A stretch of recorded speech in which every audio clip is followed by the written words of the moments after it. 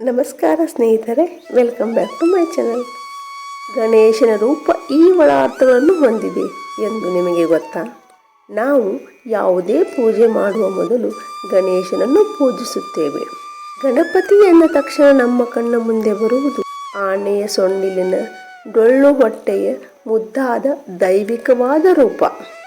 ಗಣೇಶನ ರೂಪಕ್ಕೆ ತುಂಬಾ ಅರ್ಥ ಇದೆ. ಗಣೇಶನ ರೂಪ ಒಂದೊಂದು ಬದುಕಿನ ಅರ್ಥವನ್ನು ಹೇಳುತ್ತದೆ. ಹಾಗಾದರೆ ಆ ಅರ್ಥಗಳೇನು ನೋಡೋಣ ಬನ್ನಿ. ದೊಡ್ಡ ತಲೆ. ಗಣೇಶ ದೊಡ್ಡ ತಲೆಯನ್ನು ಹೊಂದಿದ್ದಾನೆ. ದೊಡ್ಡ ತಲೆ ಎಂದರೆ ದೊಡ್ಡದಾಗಿ ಚಿಂತೆ ಮಾಡು ಎಂಬುದಾಗಿದೆ. ದೊಡ್ಡ ಚಿಂತನೆ ಬದುಕನ್ನು ತುಂಬ ಎತ್ತರಕ್ಕೆ ತೆಗೆದುಕೊಂಡು ಹೋಗುತ್ತದೆ. ಅಗಲವಾದ ಕಿವಿ.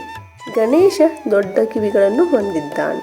ದೊಡ್ಡ ಕಿವಿ ಚೆನ್ನಾಗಿ ಕೇಳಿಸಿಕೊಳ್ಳಬೇಕು ಎಂಬ ಅರ್ಥವನ್ನು ಸೂಚಿಸುತ್ತದೆ. ಅರ್ಧಂಬರ್ಧ ಕೇಳಿಸಿಕೊಂಡರೆ ತಪ್ಪು ಕಲ್ಪನೆ ಹೆಚ್ಚಾಗುತ್ತದೆ.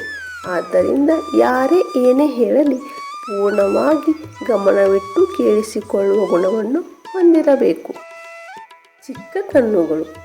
ದೊಡ್ಡ ತಲೆಗೆ ಚಿಕ್ಕ ಕಣ್ಣುಗಳು. ಈ ಚಿಕ್ಕ ಕಣ್ಣುಗಳು ಏಕಾಗ್ರತೆಯನ್ನು ಸೂಚಿಸುತ್ತದೆ. ನಾವು ನಮ್ಮ ಕೆಲಸವನ್ನು ಏಕಾಗ್ರತೆಯಿಂದ ಮಾಡಿದರೆ ಉತ್ತಮ ಪ್ರಯೋಜನಗಳನ್ನು ಪಡೆಯಬಹುದು. ಚಿಕ್ಕ ಬಾಯಿ.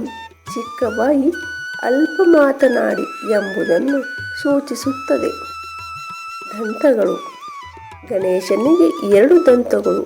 ಒಂದು ದಂತ ಒಳ್ಳೆಯದನ್ನು ಸೂಚಿಸುತ್ತದೆ, ಮತ್ತೊಂದು ದಂತ ಮುರಿದಿರುತ್ತದೆ. ಅದು ನಮ್ಮಲ್ಲಿರುವ ಅಹಂ ಮುರಿದಿರಬೇಕು ಎಂಬುದನ್ನು ಸೂಚಿಸುತ್ತದೆ. ಒಳ್ಳೆಯ ಗುಣಗಳನ್ನು ಹೊಂದಬೇಕು, ಕೆಟ್ಟ ಗುಣವನ್ನು ಮುರಿಯಬೇಕು ಎಂಬುದನ್ನು ಸೂಚಿಸುತ್ತದೆ. ಉದ್ದ ಸೊಂಡಿಲು.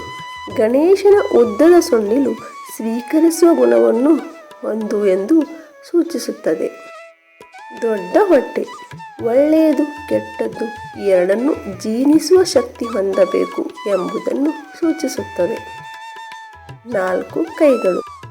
4 ಕೈಗಳು 4 ಗುಣಗಳನ್ನು ಸೂಚಿಸುತ್ತದೆ. ಬುದ್ಧಿವಂತಿಕೆ, ಒಳ್ಳೆಯ ಆಲೋಚನೆ, ನಿಸ್ವಾರ್ಥ ಮತ್ತು ಆತ್ಮಸಾಕ್ಷಿಯನ್ನು ಪ್ರತಿನಿಧಿಸುತ್ತದೆ.